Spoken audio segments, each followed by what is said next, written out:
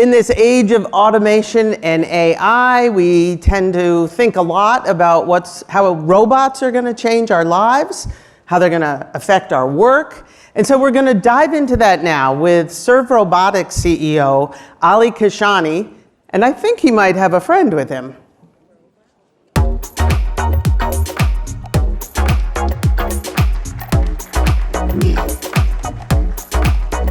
Welcome. Thank you. Thank you. A friend is coming over. Oh, I think we have a friend coming now. This is Robin. Perfect. She's adorable. Hi, Robin. All right. Well, you don't mind if I play around with it, do you? Okay. All right. Delivery is here. Touch to unlock. All right. Touch again. There we go. There it is. All right. Unlocking. Lift the lid. Oh, there's a surprise. Oh, nice. I have a gift for you, courtesy of Axios. Thank you so much.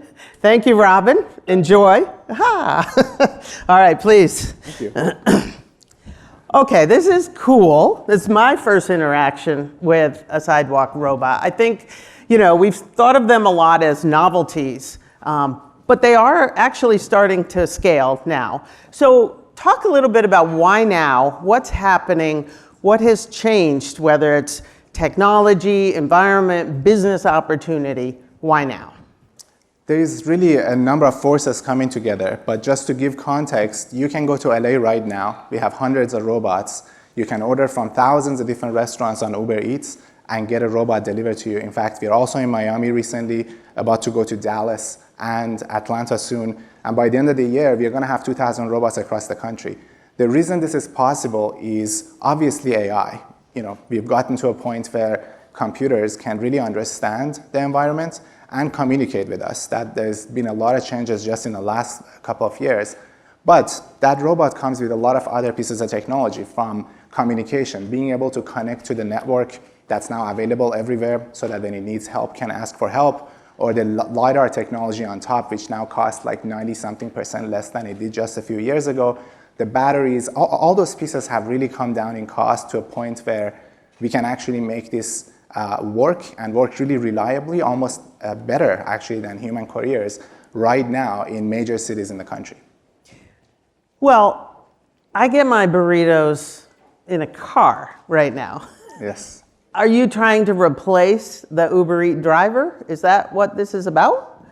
I think actually this is really market expanding. So it's true that the driver won't be doing that particular job, but the cost of last mile delivery today is somewhere in the range of $8 to $10.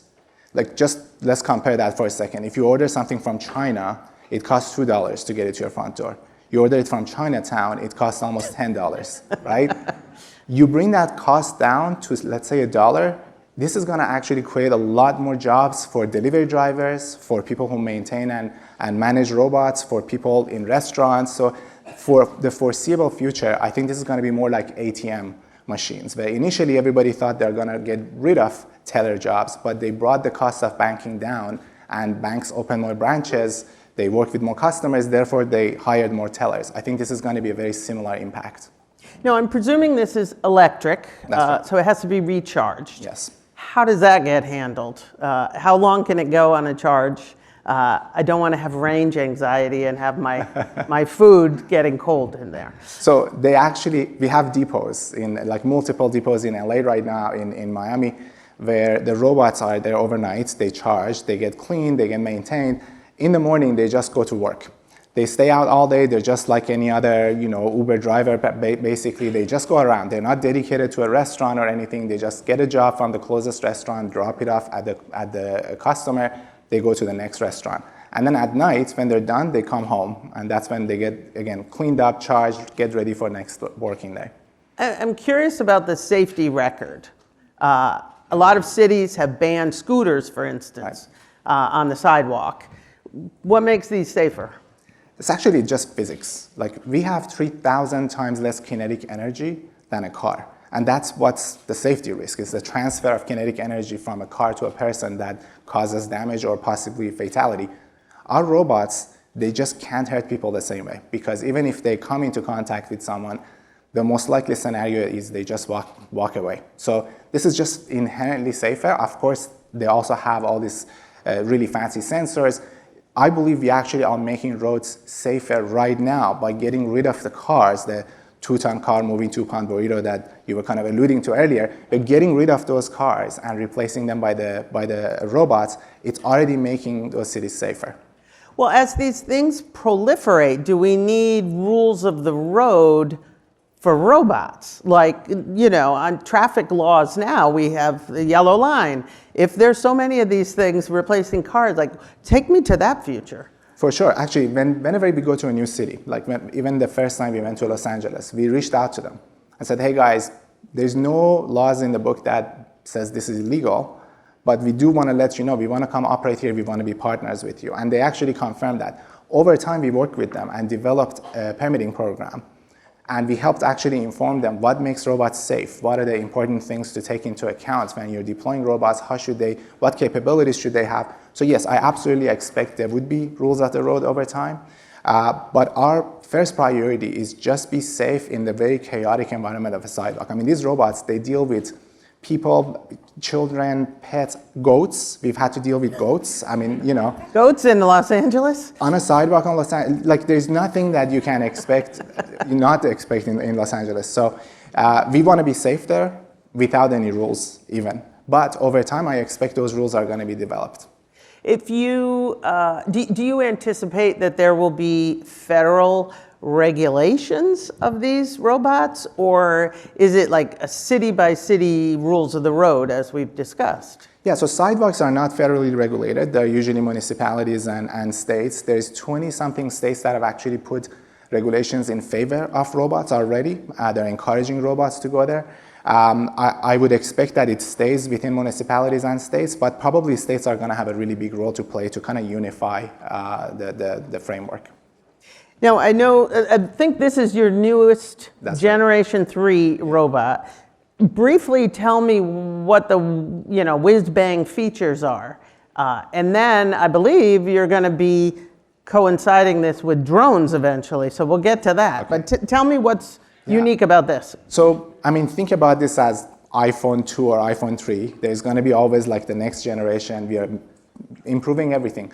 The improvements to this are it's smarter. It has better sensors. It has 5 times more compute. It has NVIDIA chips inside. It has more capacity. It has more range. And it can do all those things even though it cost us about 2/3 less than the previous generation robot. So like 30-something% of the cost of the original robot, it can do all that and better. And which goes to your first question. A lot of these technologies that we've been working with have come down in cost and become more capable. And we are really taking the benefits of that. All right, so I mentioned drones. That's something I've written a lot about. Sure. Drone delivery has been promised for a while. It's just beginning to take off. How is this going to interact with drones? I think you brought a video, didn't you? Yes. Let's see what we've got here. Maybe you can walk us through what's happening. You see a robot being loaded here, and then it hands off the package to a drone without human involvement, so completely automated. What's exciting here is about half of deliveries in the country are short distance, so a robot can do it by itself. But what about the other half? You have to have an answer for that too.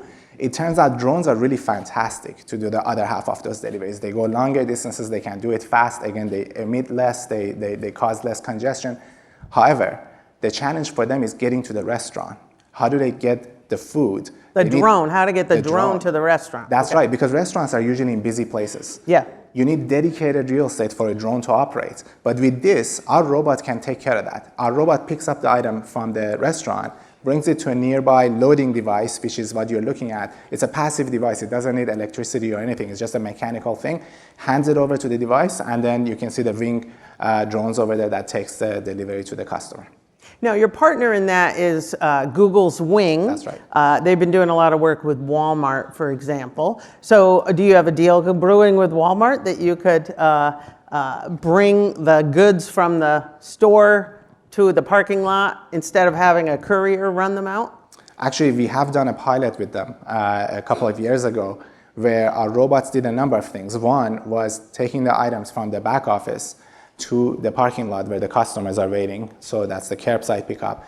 We also did one where we took it to a drone station nearby because they had a drone program, but someone was doing the walking. Yeah. So that Walmart parking lot is another environment where these robots can work just fine. It's just like a sidewalk. You have the same chaos, same agents, same other actors. So the robots can actually bridge that gap. It's really fascinating. It's going to be fun to see. Okay, so you do have competition in this field. I don't want to say they're simple, but there are other companies making sidewalk robots. Amazon's doing it, Starship. How do you at Serve Robotics cut out an advantage with those guys? Yeah, look, it's such a big market. Each one of us has approached the problem differently. So Amazon actually stopped working on this during COVID, I think. But Starship is a good example. They're really focused on campuses. Mm-hmm. And also they're in European cities doing like groceries. So we are very US focused. We are really focused on big cities like Los Angeles, where a robot needs to have more battery capacity, needs to be able to move more quickly. So that's been our focus. Urban environments, doing high volume deliveries for platforms like Uber, versus there are a number of players that are, for example, working on campuses that are smaller form factors, maybe less battery, less range. And I think they all need to exist actually at the end of the day. Delivery has always been multimodal. You have to have a different vehicle that's more appropriate for what you're trying to do. The size, the distance, it all defines what's the best vehicle to do it. This is for a specific application. There are going to be other kinds of vehicles or drones that are going to do other segments of delivery. Mm-hmm. And we touched a little bit on safety, but I want to talk about the issue of trust. Like, how should people who encounter these robots learn to trust them? Like, is their behavior predictable? Are they going to run over my foot? Are they going to run into my grocery cart? Whatever. Yeah. How do you learn to trust a machine like this? It's a very good question. That's actually a topic I'm very passionate about, because from the very beginning, when we started working on this, which is about 8 years ago, we kind of recognized that one of the challenges is going to be, are people going to accept them into society? Because it's true, one person placed the order, one restaurant is getting their food delivered, but 100 people walk past the robot that's doing that one transaction, and they all have to be okay with this. So we really spend a lot of time working on the design of the robots. You see that the robot has a name, Robin in that case. Each robot has an individual name. They have eyes, they blink, they're friendly. Also, they have body language. How so? If they're coming towards you and there's clearly a question of who's going to go where, is there enough path, they can actually stop and kind of point themselves at at the wall to kind of tell you, hey, you can actually pass by, right? So they can't talk because, hey, maybe the other person on that sidewalk doesn't even speak, or maybe they're deaf, you don't know. But body language is the most universal language. So we actually work in making sure that these robots can communicate, whether it's with their eyes or with their motion, so people can actually predict what they're about to do, and that's actually quite important. Wow, okay.